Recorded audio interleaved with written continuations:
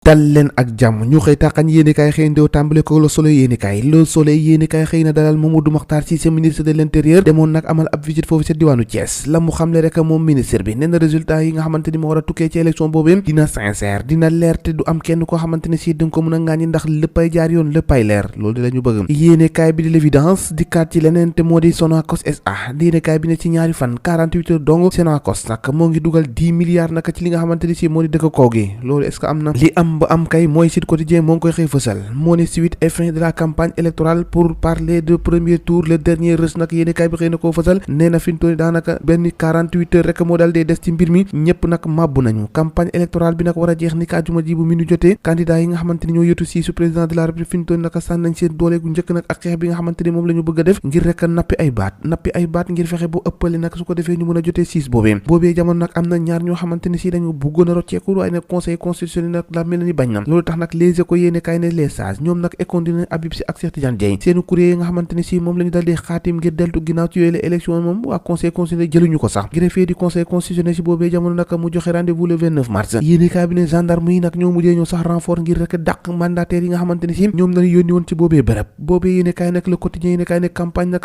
dans sous ses éclats Amadou Ba moo ngay promettre 1000 milliards ci diwaanu Ziguinchor Boubacar Camara na annoncé na 8 milliards nag pour njàng ak njàngale Sonko ni na élection yi moom bu yóbboo xel yëpp dal te ki xam ne kenn mënu koo sàcc ndax lépp war a leer li war a leer kay Macky Sall fi ñu toll taxaw na irrévocable départ du pouvoir le 2 avril moom ne nag amul lu mu ci xalaat am lu di delloo ginnaaw pare na ci te daay dem présidentiel naka fi ñu toll nii fukki candidat ak ñaar rek ñoo war a dem laaj yi ndax am na ñaar ñoo xamante ni si rocceeku nañu Habib Sy ak Cheikh Tidiane Dièye ñoom nag daanaka xajamal nañu soow ji noonu la ko yéenekaay bi di mandat xëy fësale yéenekaay bi di témoin ne moytu leen de fond de campagne yi nga xamante ne ñu ngi ko nag bañ koo génnee moytu leen daloon Abdoulaye Wade ci 2012 dal Macky Sall ndax noonu la ko defee woon naka ba fi ñu toll nii gars yi voté sanction mere ko ca mbaa loolu nag duñ ci mere Macky Sall lu mu ci doon ne Anta Babacar Ngom fi mu toll nii moo ngi annoncé ay révélation la grande révélation bi nga xamante mooy présidentielle 2024 ndax yéenekaay bi ne def na ci jéego boo xamante ni daanaka musta am boobee jamono nag li am ba am Mamadou Makhtar Cissé ministre de l'intérieur fi mu toll nii moo ngi xool naka jumtuwaay élection yi fan la toll nee na lépp yemb na te élection yi moom leer nañ la war a def amul kenn koo xamante ni si danga ko sàcc wala fu quotidien dikkaat li ni mel naka ak Anta Babacar Ngom bi nga xamante ni si wax na au nom des femmes jigéen ñi nag moom siggil na leen ndax élection yi soobu na ci def na ci loo xamante ni daanaka mun nañ wax ne kenn mu ne su ko def naka ci jigéen ci wàllum élection la grande offensive de Anta Babacar Ngom am na diiraan gu yër boo xamante ni jot na ko lal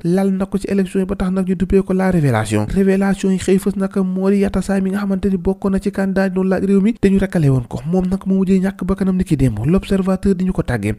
nag ak di wax tamit ñi nga xamante ni si daanaka ci campagne électorale bi gisuñ seen bopp mooy ñuy dund ak laago yéenekaay bi ne na fi ñu toll daanaka ñëpp wax nañu waaye seenu mbir naka kenn àdduwut ci tax nañ naka yéenekaay bi xëy di wal loolu tax naka l'observateur yéenekaay xëy naka di leen wax naka seenum jàmbat nag Anta Babacar Ngom menace na traduire justice Diomaye Faye moom mooy wax Diomaye Faye naka bëgg na rendre service naka ki nga xamante ni si moo di baykat yi ndax gis nañ dañoo sonn Idi naka moo ngay wax yuuxu di victoire yëkkati na loxo ba ne del na ndam li ba noppi Aly Ngouille Ndiaye naka bëgg na def Casamance ab grenier agricole boo xamante ni si Sénégal yëpp a ciy gis seen bopp interview bilan de campagne Mame Boye Diao àdduna ci li nga xamante moom lañu dal dee def fukki axe prioritaire naka bu programme Daouda Ndiaye nag yéenekaay bi l'Observateur mu ngi koy fësal ndax bëgg na Sénégal nag ñoom ñu nekk ci li nga xamante ni si mooy dund gu mucc ayib li mucc ayib kay Serigne boobu nee na moo ko war a def moo ngay laaj réew mi te am na si ay bëri yoo xamante ci wàllum koom teg na ko bëgg nag gars yi jox ko réew mi ngir rek loolee mën koo doxal yéenekaay bi ne fi ñu toll nii naka wuré wa nga dem na kang waxi mag dem na ndañkaali pét ak kanket yi nag yee ko fësalee yéenekaay bi ne fi ñu toll nii naka daanaka yëpp leer na Sonko père naka Anna Diamanka naka divorce maanaam yéenekaay bi lii quotidien ne Sonko nag Anna Diamanka boobu tas nañ